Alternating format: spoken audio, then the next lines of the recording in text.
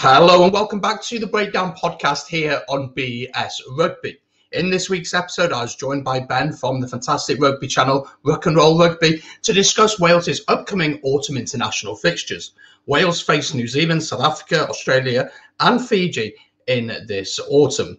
We discussed the squad selection by Wayne Pivac. Of course, we recorded this before the news today that Alex Cuthbert has been added to the squad, so bear that in mind.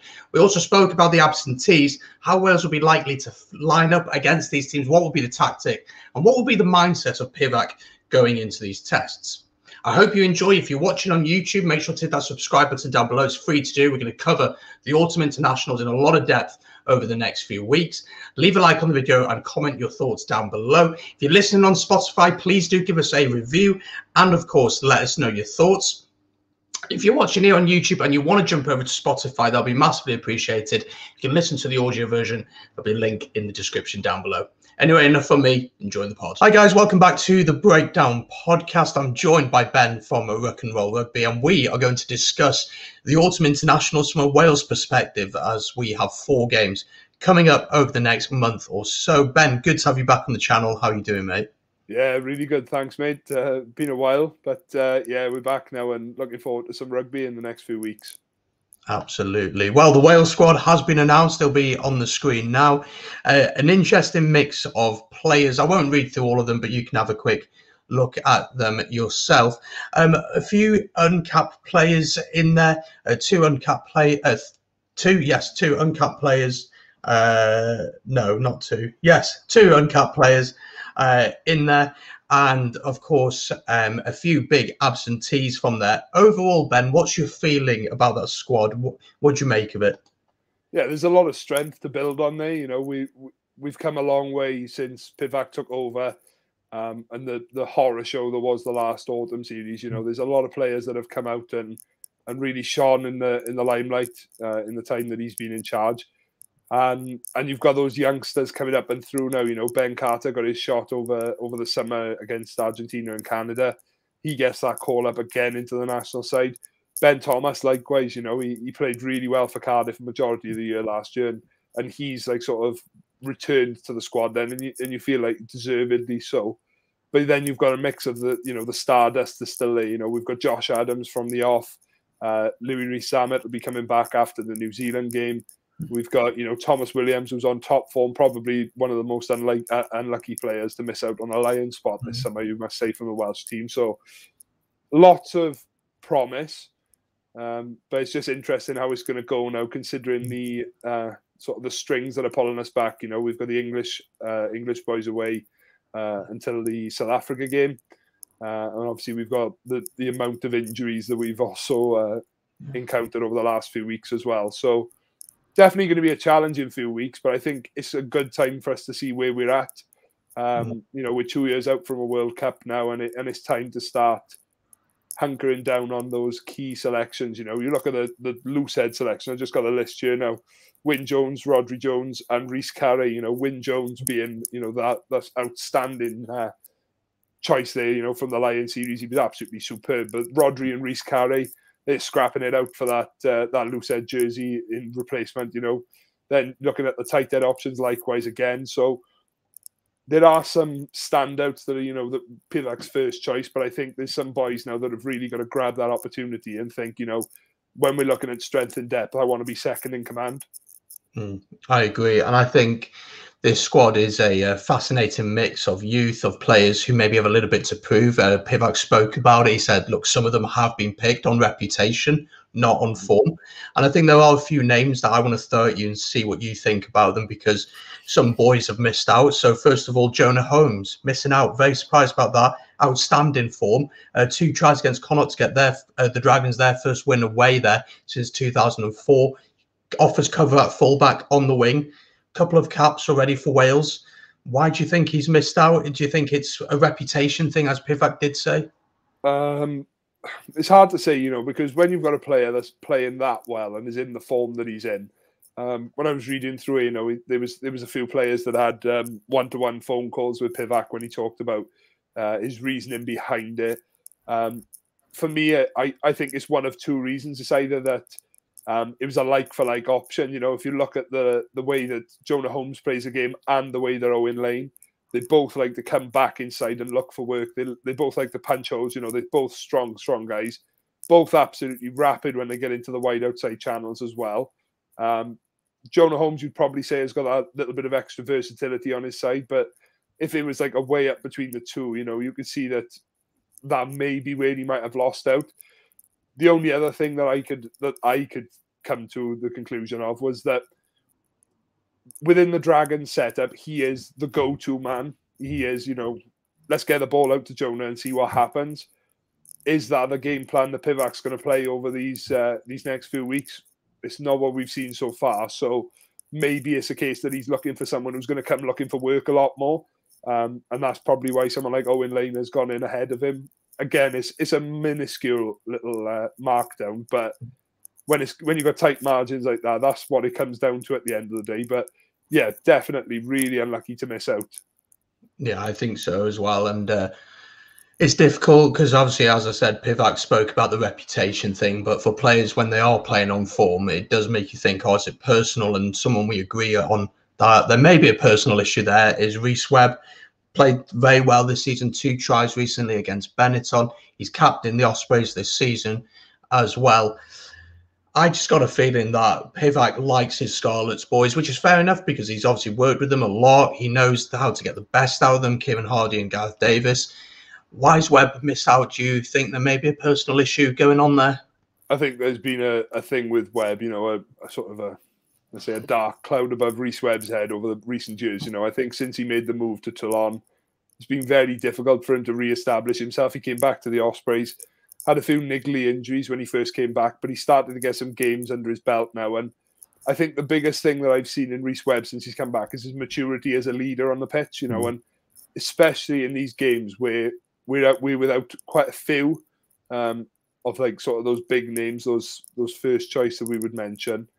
I think someone like him, just to have him in and amongst the squad would be invaluable going forward. You know, the fact the Wales have picked 4 outside halves.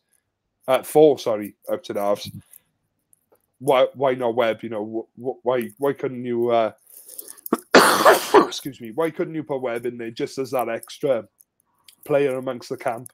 You know, you've got Kieran Hardy, who is still relatively inexperienced in his international career. Having someone like Rhys Webb around you, who, you know, we were chatting just before we came on now, you know, a few years ago in the autumn series, Rhys Webb was probably one of the best 9s on the planet. So it's definitely one of those things that, you know, he's still got that dark cloud above his head. But yeah, it's definitely harsh to miss out for Webb, I think. Yeah, I'm a big fan of Webb, and yeah, I'm an Ospreys fan, not just because I'm an Ospreys fan either. I am a big fan of his, but I do feel like that as long as Pivac's in charge, I do think that ship has sailed for him, unfortunately. I just think he's got his preferences. And the final name that I could think about really in the backs was Hallam Amos missing out. Obviously, he's announced that he's going to become... he's going to focus on his career as a doctor come the end of the season.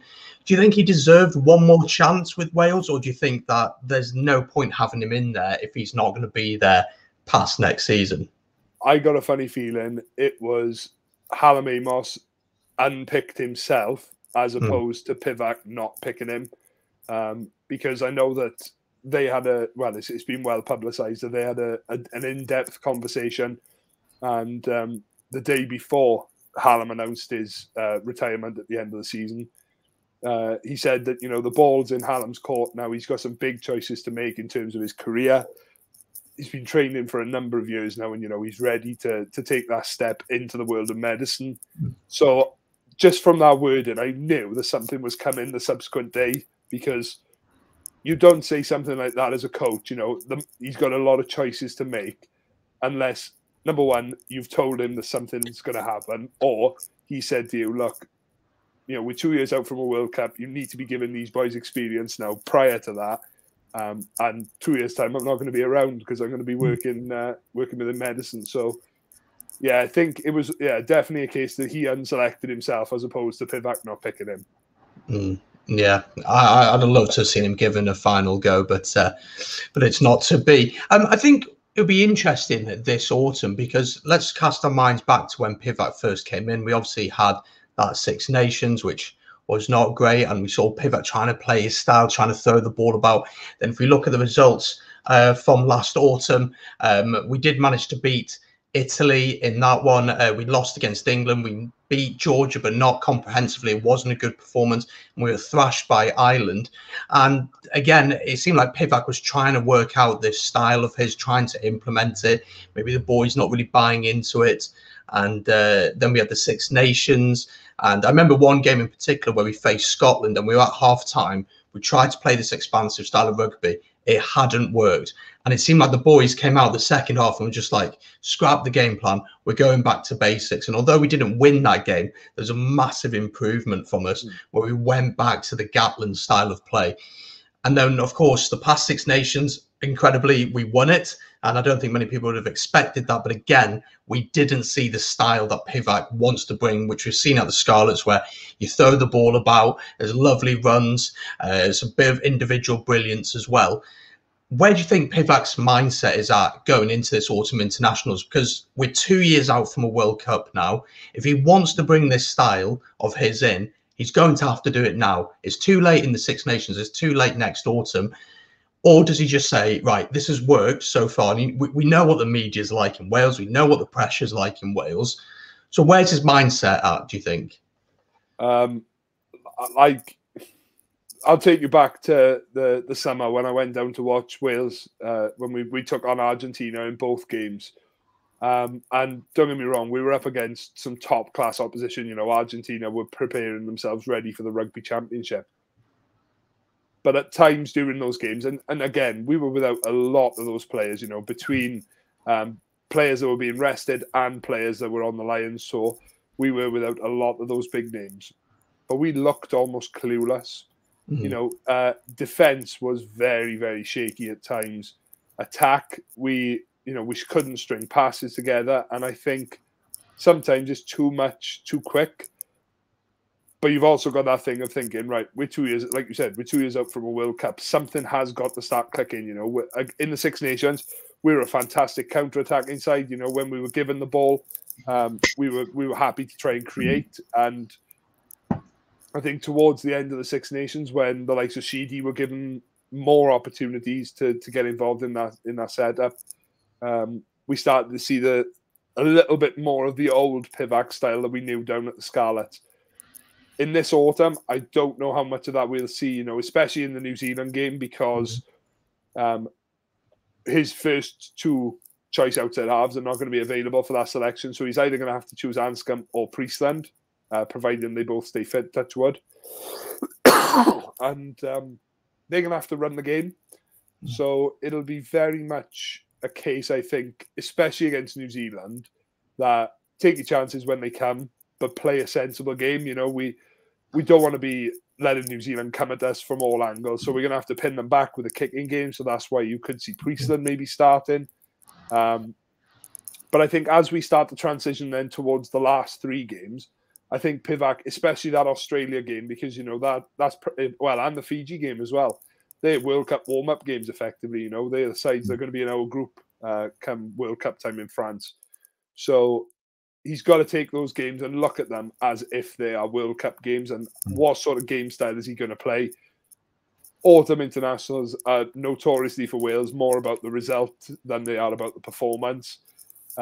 So maybe we start to see glimmers. You know, I know it's always that thing of, he doesn't want to show his full hand and he doesn't want to show everything that's in the toolbox just as yet. But like you said, I think it's time that we started to see a lot more.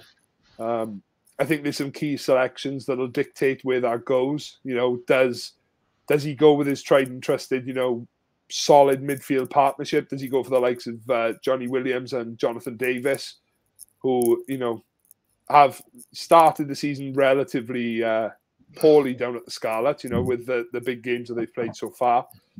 Or do you go with someone like Halahola, who gives you that little bit of something that not a lot of teams will be able to plan for, not a lot of teams will be able to predict? So, you know, does he go experimental, or does he look, right, we need to get the result first and foremost, then we'll start to look at some other aspects of our game? But I don't think it'll be sort of box office rugby this autumn. I think it'll be to get the job done. We sat down in 9th in the world rankings at the minute, so it's about time we started to string some performances together and started to move back up that ladder a little bit more to where we deserve to be. Yeah, I think the New Zealand game is going to be a really, really tough one. And the way they've played in the Rugby Championships, I've watched most of their matches, the speed of ball that they have, the options that they always have. Of course, there was a sad news of the death of one of the former Chiefs players, and Ian Foster has given the choice to the players to be involved against the USA this weekend. Whether that will affect selection for the Wales game, I'm not too sure yet, so we'll wait and see what happens with that. But I was looking actually at the results between us and New Zealand, and we haven't actually beaten New Zealand since 1953, so a little bit before your time, Ben, even. But if we look at the last few results, the last time we faced them was back in the World Cup in 2019. It was a bronze medal match, so I'm not too sure how much you read into that. We lost that 40 points to 17. Previously, then, we faced them in 2017 in the Autumn Internationals. We lost at home 33-18, and then we toured New Zealand in 2016, and we lost all three games, 39-21, 36-22, and 46-6. If we're being truly honest, none of the games have been particularly close, and with the English boys not being available, I am pretty concerned for us in this game. And my issue would be if we try and go and contain New Zealand, because that's what Pivac's going to do. He's not going to want an embarrassing result first thing in the Autumn Internationals. He's not going to want that. I just can't see a way that we beat them. I cannot see a way. The way that they've played in this Rugby Championships, it's just ridiculous. I mean, all the time, speed of ball, the fact that every single player is so comfortable on the ball, the options that they've got, the fact that every player has a mullet and they pull it off brilliantly.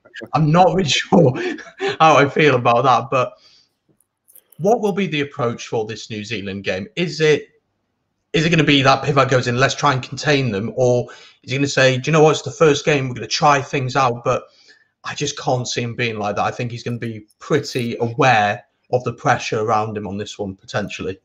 Yeah, I think it's sort of a double-edged one, really, this New Zealand game, because obviously the world champions are coming to town. It's an absolute sellout. You know, the Principality is going to be full for the first time in, since we won the Grand Slam in 2019. So it'll be great to see fans back in, and they'll certainly add an element to the game. They'll be that 16th man, if you will. I can see it being a relatively close first half. I don't think Wales will want to do... I think they'll want to get the basics right. You know, they'll go through their phase play.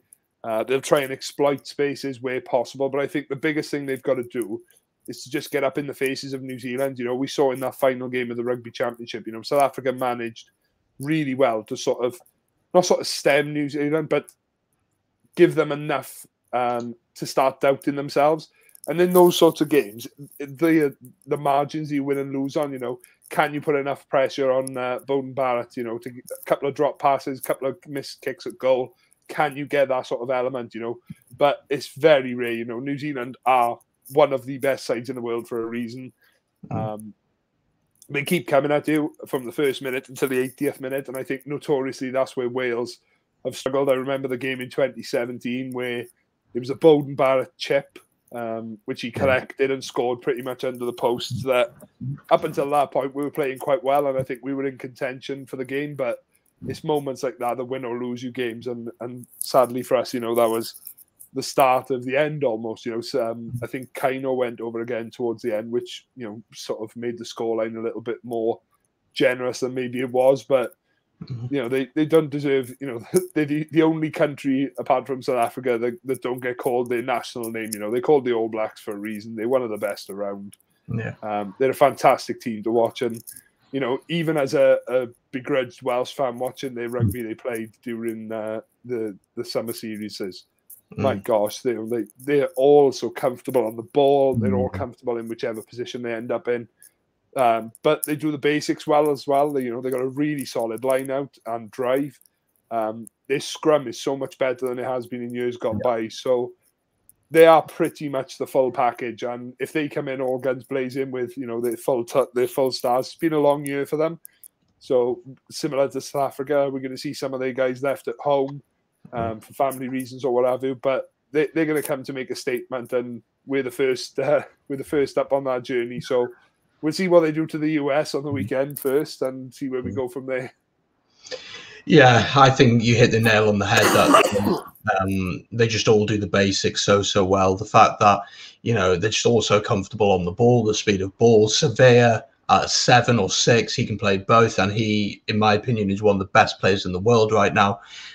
It's just ridiculous, and the depth that they have, and they're just so good, aren't they? It's scary. It is quite scary. Any big calls that you would make for this game? Obviously, the English boys are not available. Let's start with the 10 position. You've got Priestland and Anscombe. You got Ben Thomas, but I think this game would be way too soon for him. And he usually plays centre or fullback anyway. Who would you want to start? Without being biased, as a Cardiff fan, who would you throw in here? Would you give it to Anscombe or would you give it to Priestland? I'll be honest, and before you even asked me that, I was ready to say Anscombe. I think that he offers pretty much everything you're going to want in that New Zealand game. He knows when it's on, and he's got a really good ability to distribute the ball. He's got a nice variance of kicks as well. He's not just, clear your lines when you're in trouble. We saw when the Hadley Parks try for the 2019 Grand Slam. Little deft kicks in behind.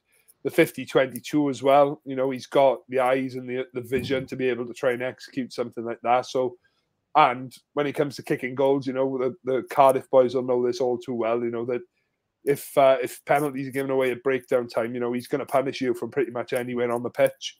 So I think Anscombe for me is the man to go with at 10. Centre partnership for me is where this game could be won or lost. I think if you're going to try and fight fire with fire, the likelihood is we're going to come off second best. So I think there's absolutely no harm in this game in giving Halaholo a crack. He's proved, there was a lot of question marks about his defence and his defensive positioning. I think those concerns have pretty much been squashed. That we saw in the England game. He did get flattened, but quite comfortably sat Curry down when he was running straight down Channel 1. But I just think it's that unpredictability he offers. He can step, for Cardiff in the first few games this season, we've seen him play at 12 and he's running that sort of hard straight line at 10, which, especially when you've got feet like that and you've got the ability to run powerfully at your opposite man, it puts them in so many difficult positions. Do I go in for the step? Do I go in for, the big tackle on him? So I think he'd offer that sort of star factor. Along with Thomas Williams, without Webb, I think Thomas is probably our best sniping and our best creative scrum half. Sometimes he can be a little hot-headed in terms of trying too much when it might not necessarily be on. But I definitely think that someone like him could make a game like that. If he spots a flagging Joe Moody hanging around the flank of the ruck, he's going to pick that ball and he's going to go and with the likes of Josh Adams on one wing, we could have Johnny McNichol on the wing as well. Those chances are going to be few and far between, so that you need to try and create as much as possible. But I think it'll be stalwarts in the pack. I think you need Moriarty in there. I just love the way Moriarty plays. He's probably, for me, one of the last sort of flankers or back rowers then that I see that carries. Still sounds pretty childish. Carries nastily every time he carries the ball. He looks like he wants to hurt you. He wants to make yards. To prove, doesn't he? That's what it feels like. It's so much controlled aggression, And in years gone by, he's been a little hot-headed at times, but I think he's been given a senior leadership role down at the Dragons, and that's really sort of expanded his game now because he knows when it's on and when it's not on, and when to take his chances. Could, just thrown out because we haven't got a Falatau in that first game, could see Wainwright start at 8 because he's been doing that for Dragons. Yeah, and I think he'd be thoroughly deserving of that jersey, and you're talking like for like the way that Surveyor can pick and run with that speed. Wainwright's no slouch. If he's picking up and running off the base, he's going to make yards. and it's just about the support around him then. But yeah, there's a few big debates up there. I think you will see a crux though of Ken Owens is going to be there, that. Alan Wynne's going to be there, that. As much as it probably pains me to say it, Jonathan Davis, he's going to be there. Probably not playing his best rugby at the minute, but there's so many only so many times that you're going to struggle before you sort of hit form again. Yeah. And maybe this autumn could be that for Jonathan. So I think we'll see a lot of regular faces, but I think a few pockets of stardust in that game could be exactly what we need.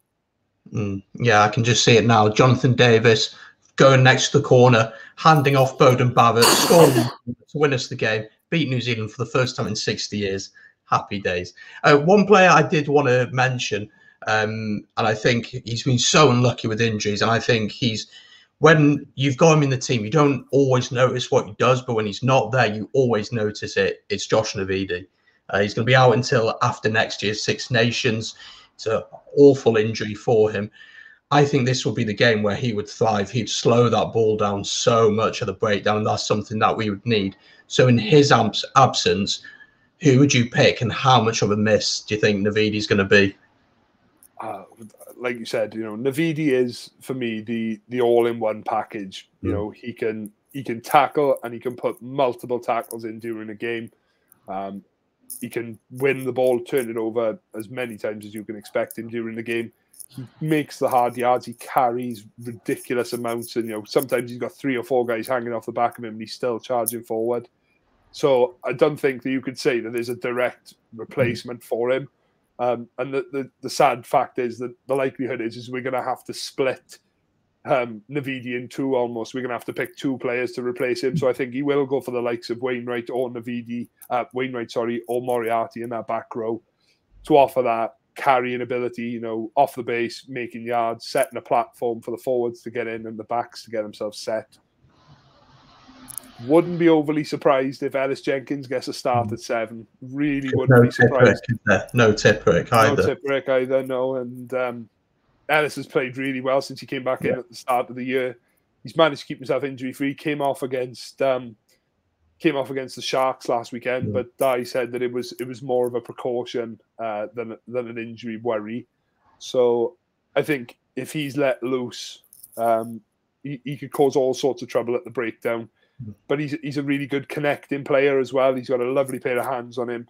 And especially if we want to play this wide, expansive game, you need someone in that pack who's able to fit into that backline comfortably, which is where a Wainwright could come in, and ultimately where someone like Ellis Jenkins could come in. Yeah, I agree. I think if we can get the back row balance right, then that's going to make a massive difference, because we just have to slow the All Blacks ball down. And let's move on to the next game, which sees us take on South Africa. Now, South Africa had an interesting one because their results have not been great, bar that victory against the All Blacks and the Lions, obviously, in the summer. But in the Rugby Championships, they lost against New Zealand. They were beaten pretty comfortably by the Australians. And then, they faced Australia earlier on. They lost by 2 points. Quade Cooper. I mean, where's that name come from? I haven't heard that name for years. Turned up as well. So South Africa in a little bit of a weird stage. Do you think it's a bit of a hangover from the Lions series? Or do you just think that they've played so much rugby, which they have? They've played so much. They've literally played a Lions test. Now, a Rugby Championship, they have a couple of weeks off, maybe 3 weeks off, and they're straight into an autumn internationals. Most of these boys, people like Khaleesi Lukanyuan, won't play in the URC maybe until the new year. So, it is a long time to be involved in the camp. Where do you think South Africa are at the minute coming into this autumn internationals to face us? If you'd have asked me before they played that second game against New Zealand, I'd have said, look, not so much they looked like they're crumbling, but they looked like there was pressure on them. And I know that if you look anywhere on social media regards to people slating South Africa, the snooze fest, Faf de Klerk kicking everything, that one game, I think it was against the Australians, where they were on the attack and they were on just outside the Australian 22. And he sets up for a box kick. and I'm just thinking, oh my gosh, this cannot be your game plan to kick this close to the line. But they showed in our last game against New Zealand, look, we're still world champions for a reason. You know, we can beat the best of the best. I think timing-wise, it's probably a good time for us to play them. Like you said, you know, they're going to be exhausted. And when they come across, they're going to come across to a completely different style of play as well. You know, what they know against New Zealand, they're going to be at them for the 80 minutes from all aspects of the pitch. You know, with the likes of Wales, we've got aspects of our game which are pretty good, but we're also that side that can really annoy teams as well. And I was watching the series on Sky Sports, you know, Chasing the Sun, South Africa, and they said that throughout the entire of the Rugby World Cup 2019, Wales were the most annoying side they came up against, because you watch the videos back, you watch the styles of play, and they say nothing matches up, because from game to game they play completely different styles. And you know, we've had pretty good a pretty good success rate over South Africa in autumn series gone by. So again, you know, with a strong contingent at the Principality Stadium, I think that that game sets up to be a mouth-watering clash, considering that we'll have all of the stars back. Well, I say all of the stars, you know, I'm still wondering whether Faletau will make it. You know, I don't think he's made an appearance for Bath yet this year. So does he come straight back into the team? I don't know. Does Bigger come back in if Anscombe or Priestland, depending on which one plays, has a good game? So we'll be in a good place, but I just wonder how we go about it. Do we revert to type and go back to the teams we were using in the Six Nations and further back to the previous autumn series, you know, those sorts of combinations? Or does he trust form? You know, if somebody has a good game against New Zealand, chances are they'll start again against South Africa. Yeah. So I think those first two games are more about performance than it is about result. Whereas I think it flips when we take on Fiji and Australia, because like I was saying to you earlier, for me, that's a World Cup warm-up game. You know, we've got both teams in our group at Rugby World Cup. So it's important that we get a good understanding of how those teams play. We get things right against them and start to figure out how we can beat them at Rugby World Cup 2023. No, I agree. And I think it's going to be interesting with the South Africa game, because as you said, there'll be some players who would have played against New Zealand who would have impressed. Then you've got the English boys to come back. So let's say if Anscombe plays at 10, has a brilliant game against the All Blacks, but then Bigger's back, and it's like, well, what do you do then? You know, do you go off form or do you chuck Bigger in? Anscombe's probably the more attack-minded, but then Bigger would be the one who controlled the game, maybe that little bit better. It'd be a fascinating game. Looking at the recent fixtures, last time we faced them was Heartache versus Andre Pollard, kicked a penalty to beat us 19-16 in the semi-finals in the last World Cup. But before that, we beat them 4 times on the bounce, 3 of those down at the Principality, 1 in a summer test, and it was like 2 B sides playing each other. So I wouldn't read too much into that, but we seem to have got a decent record against them. But you have to take into consideration the South Africa of 2017, 2018 is not the South Africa of today, is it? You know, they're much better now. They went to that patch where teams like Argentina were beating them comfortably. Japan obviously beat them in 2015. What positions do you think would be up for debate after that New Zealand game? Do you think Pivac would be like, right, you're back, so Faletau might be back, Bigger will be back, Nick Tompkins potentially could come into the frame as well from Savis. He started the season very well for them. Would there be positions that you think Pivac would be open to, or do you think he's already kind of got his mind set on a few players? Yeah, I think, you know, I think the big thing with it is you've got to pick on form. There's no good, like I said, with Faletau now, you know, I don't think he's made an appearance for Bath yet since the summer and obviously the Lions tour. So interesting whether he does go with the names he knows can step up to the plate. Louis Rees-Zammit, you know, it seems that whenever that boy takes to a rugby pitch with a rugby ball in his hands, he's going to score, and likely is just going to be a show reel try as well, you know, from so far out. But I think it would certainly do the boys that play against New Zealand no harm, even if it is a tough game, to put their hands up and have a really good game, you know. I think we talk about Owen Lane. he's suffered with a few little niggly injuries over the last few years that have sort of held him back. He went to Rugby World Cup 2019, didn't get the run out that he probably would have wanted, then came back and suffered that terrible injury that put him out for the majority of the season. And then obviously COVID hit. So he played superbly in the game against Argentina over the summer. And I think he's probably one of those players that if he has a good game, he could start challenging Louis Rees for that jersey because he offers so much else in his game as well. He comes in field looking for work. He's an aggressive ball carrier as well. He likes running into people as opposed to trying to run around the outside of them. So, yeah, definitely an opportunity for boys to put their hands up and say, look, I know I'm not your first choice, but this is what I can do. Yeah, I think so. I think the thing with Louis Rees-Zammit is he's a little bit like Manchester United at the minute. Live off moments. Incredible. They live off moments, and it's going to run out at some point. I know we're on a rugby podcast, but it will run out at some point, and people will realise that Solskjaer's a PE teacher. Anyway, enough about football, but it's fact. I'm saying facts. I'm saying facts. It's just true. He has no idea what he's doing. Anyway, love that. But yeah, Louis Rees-Zammit for me he's a fantastic talent, and that was a bit unfair on him because I do think he's got a really good rugby brain. But as you said, Owen Lane, much more of a physical presence, and he has done a job in the centre before, and he would be a fascinating option. I do think Pivac would go back to his favourites. I would expect Bigger to come back in. I would expect Falatau to come back in if he was fit. South Africa game will be interesting because that will be South Africa's first game of the autumns. They're not playing anyone else before that.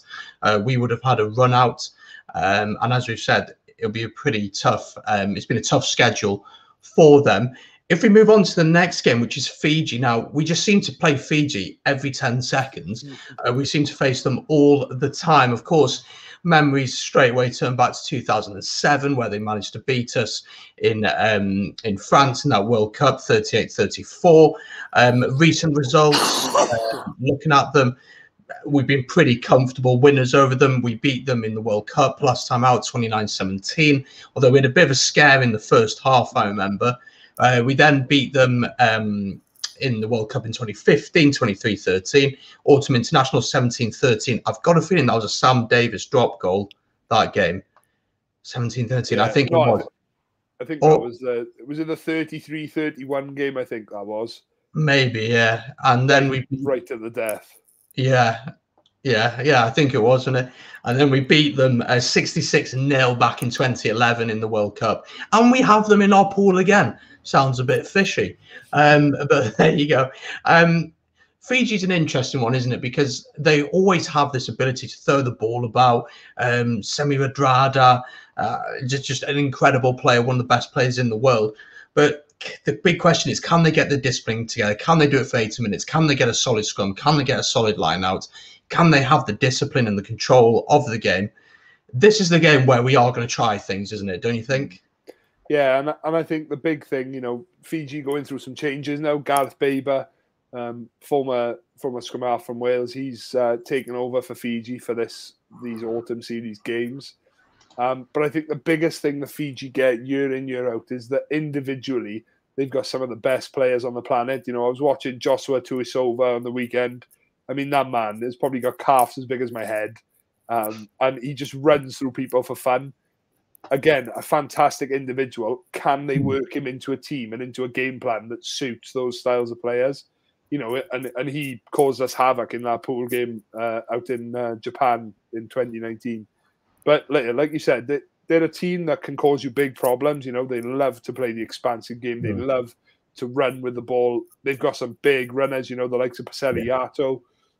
He will run into brick walls all day long until they fall down. So we've got to be careful and mindful of players like that. But I think it is an opportunity for us to try things. And if things haven't worked in the New Zealand and South Africa game, I don't think Pivac will say, right, this is what we need to do to put it right. I think he'll say, right, let's try this and see how it works. If it works, we'll try and implement it against Australia and into the game plan that we're going to plan to use moving forward. If not, it's not the end of the world, But like I said to you, Fiji's a big one in terms of let's get it right before the World Cup. Let's work out where our strengths are against them, and let's work out the areas that we need to try and avoid when playing them. Because with a autumn international, you've got that sort of that safety blanket underneath you that it's only a friendly. You wouldn't want to play them in a World Cup and it be the reason that you go out in the group stage. So it's really important that we not so much win the game comfortably, but I think it's learn as much as we can and win the game. Yeah. And it's interesting that you mentioned about the World Cup. Obviously, they're in our group, as you said, but they're also the first team that we actually face in the World Cup, and that's potential banana skin. You alluded a little bit to it, but let's say we lose heavily against New Zealand and against South Africa. Do you still think Pivac would say, do you know what, it's Fiji, I can experiment, I can change things? Or do you think he'll be thinking, we'll get on to Australia in a bit, but Australia have had a bit of a renaissance of recent times. Do you think that he'd be like, right, I need to win at least one game this autumn? Yeah, I think almost like we've talked about it when we've done videos back when we were talking in the Six Nations, that Pivac did himself, well, I say he did himself, the players did Pivac the world of good by actually going around and winning the Six Nations this year. Mm-hmm. Because I think not so much that the pressure is eased off him, I think that people forgot about the fact that we had a dreadful autumn before that and things weren't really working. So that it was just put to the back of people's minds. But obviously it's been brought back forward somewhat now, with the full house of results in the summer series with a draw, a win and a loss. So I think he will start to think, I'm in this job for the World Cup. We're not going to change coaches prior to the World Cup now. So I think he knows his job is safe until at least 2023. But, when you look at the legacy that Gatland has left behind him, he'll want something similar for his time at Wales. So it'll be important for him to get wins under his belt. It is a difficult pool of games, especially those first two games against South Africa and New Zealand. They're going to be so demanding and they're going to be so physical. Yeah. We're going to pick up injuries in those first two games. And, it's the likes of what players are we going to bring in then? Like you said, do we still take it seriously and realise that there's a game that needs to be won? Or do you think he'll go, right, Ben Thomas, you've been training well. Let's give you a start against Fiji. Tane Basham, absolute monster. Let's give you a start. I don't think he'll be giving caps out for the sake of giving caps out like we may have seen in years gone by, when the likes we played Japan, even though Japan have run us quite close a couple of times in autumn series games, but he might have gone, right, you've been in the squad, you've trained well, you've given a lot, let's give you a cap in return. So I don't think that'll be the case, but I think the boys that are in the squad are there on merit, and I think Pivac will have a plan for each and every one of them, whether it's a case of bringing them in to expose them to that sort of environment and sort of the international scene, or whether it's to build moving forward in those sort of master plans going into the Six Nations, obviously at the start of 2022, and then moving obviously further forward then to the World Cup in 2023.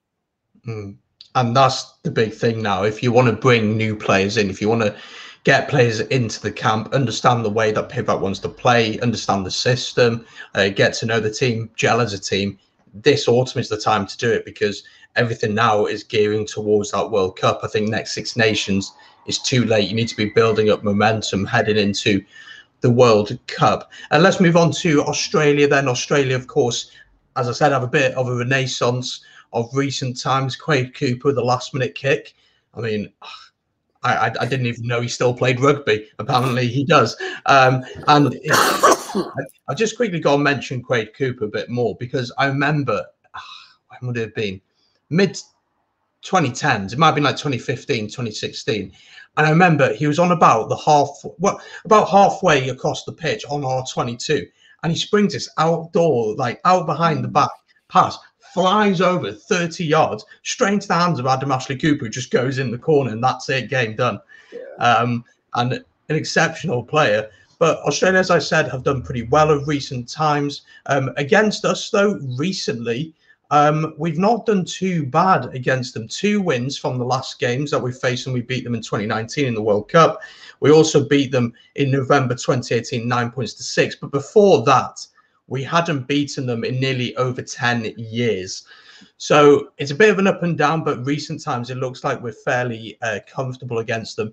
Where do you assess Australia now? Because before the Rugby Championships, people were like, oh, we're not really sure what to make of them. Now they look like a decent team.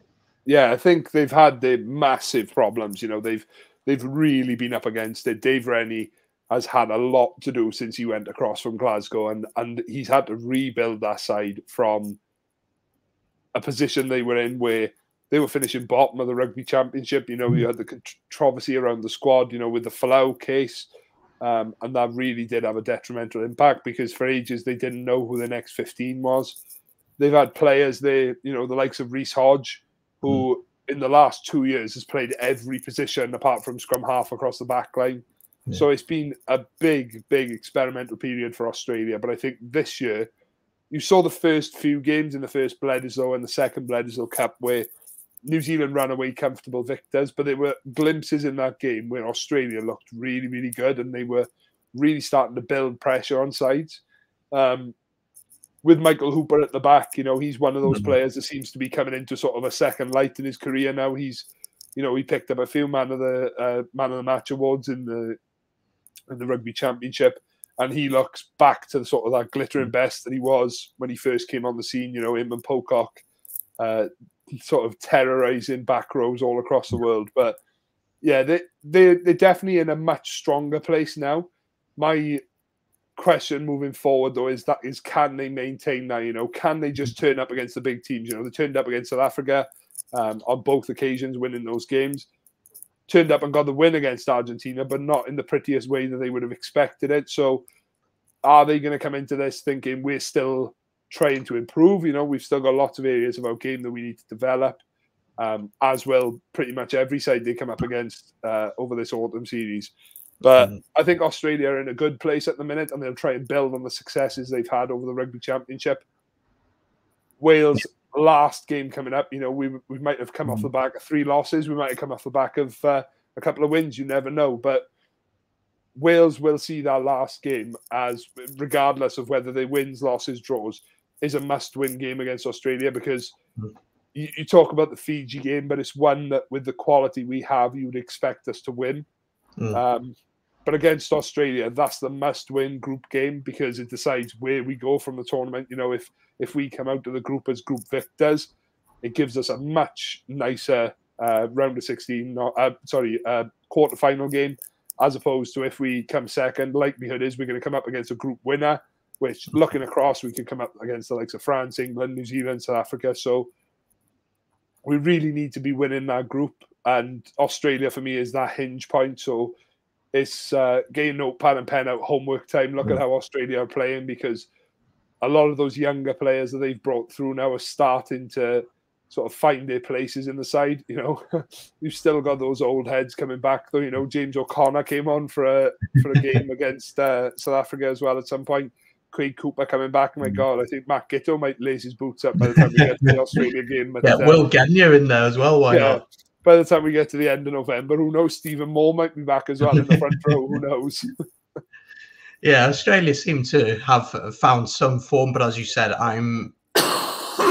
I was Australian, I'd be cautiously optimistic of the future for them. There's still a lot of issues there. How much of it is on emotion? How much of it is on them actually getting better? I was just quickly having a look at their fixtures leading up to us. They play Japan this Saturday in Japan. They then face Scotland 2 weeks later, obviously at Murrayfield. They then face England at Twickenham, and then they face us. So it looks like the England game would be a really physical game. Scotland would be quite an open game. Japan would be quite an open game. They've got an up and down kind of series for them. Would you expect us to go and beat Australia? I think with the squad that we've got this autumn, with the worries we've had with injuries, etc., I think it's a game we'll target as one that we think we can win. I think if we're honest and we're brutally honest as Welsh fans, I think the first 2 games we can write off. Use them as experience, use them as sort of knowledge and understanding builders, because those sides we could come up against them later. We might end up playing them again in a subsequent autumn series in 2022 prior to the World Cup. But I think Fiji and Australia, like I said to you, use it as a mini World Cup sort of group stage. they are the 2 games you need to win. Go in with that mentality this autumn. You know, we have to win these 2 games. We have to start playing the rugby that we're going to start to play in the time that we've got going forward now, going into that first group game of the World Cup. There's a lot of rugby to be played between now and then, you know, and developments will be made and new players will come in and out, but the sort of the solid game plan that Wales are going to build around needs to start now this autumn. And for me, I think 2 wins is what we need to be targeting. If we can get any more than that, I think Pivac would be absolutely screaming from the rooftops if he can get more than 2 wins out of this autumn series. But yeah, definitely need to be targeting the 3rd and 4th game and see how the first 2 come and go. But yeah, it's going to be a really mouth-watering autumn to see where we are at, but also how the sides around us are playing. Well, that's what I was just about to ask you, was what would make a successful autumn for you? So you're saying at least 2 wins. Are there any other things that you want to see? Because for me, I want to really understand what Pivac's trying to do. Is he going to say, right, I'm going to put my style in, or we're going to stick with what worked in the Six Nations? So what would be a successful autumn for you?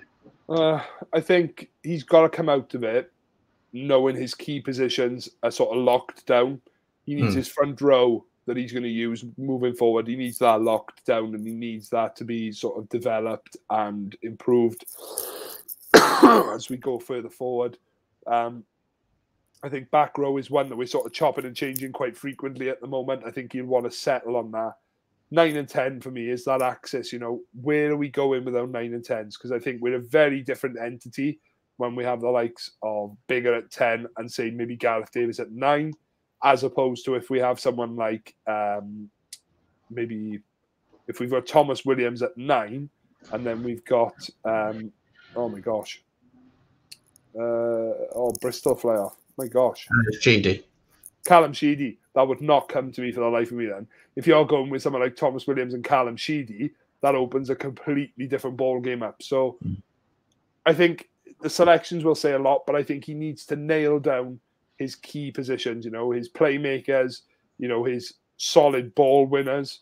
And I also think then as well, you need to start preparing yourself outside of that as well, you know. Ken Owens, Alan Wynne-Jones, as much as they are amazing to have in the side, and we'll never find another pair like that.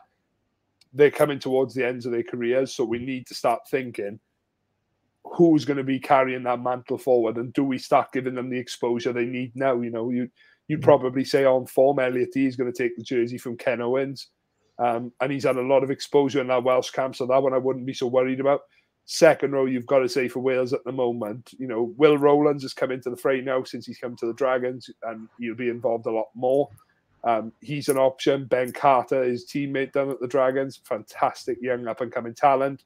Adam Beard, probably the surprise of the Lions tour. Yeah. So there's potential and opportunities all across the country at the moment for exciting players moving forward, but he's got to nail down the fundamentals and get that game plan sorted. So finally, 2 questions. Predictions for the autumn. How do you see it going for us? For me, 2 wins minimum. Chuck a few players in, give some players some exposure. I think it's going to be tough for us. I think New Zealand will batter us, if I'm being totally honest. I think that's going to be a really, really tough game. I think South Africa will be interesting.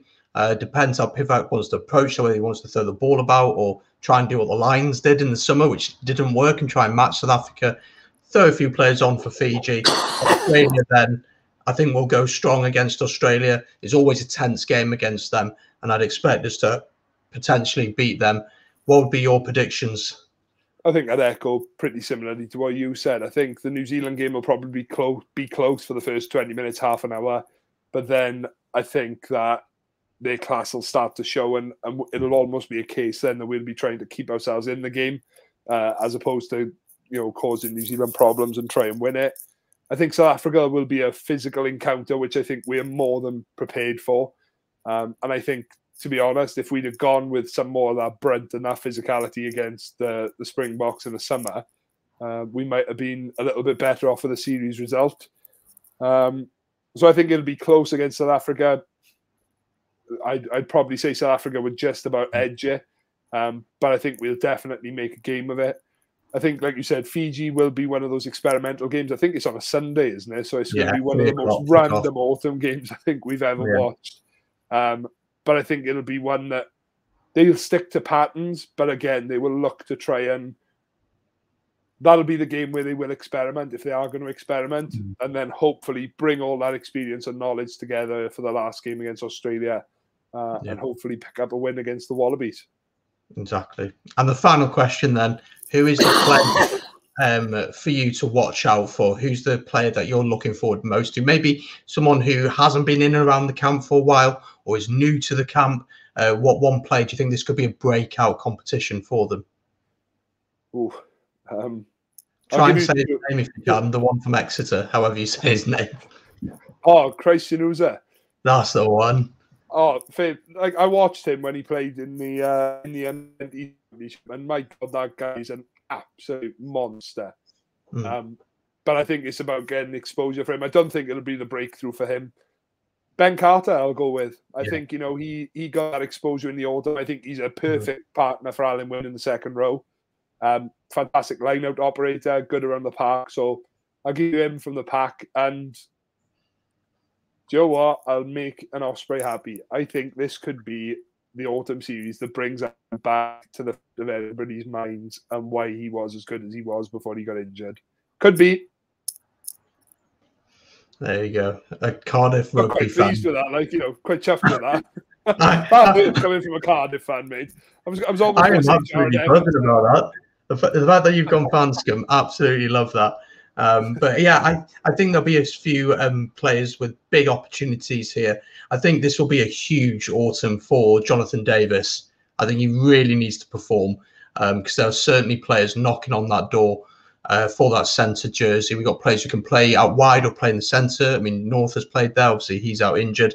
Owen Watkin is someone who's missed out on this team. So Jonathan Davis really needs to nail down that position, I think. But I think it's going to be a good autumn. It's going to be challenging.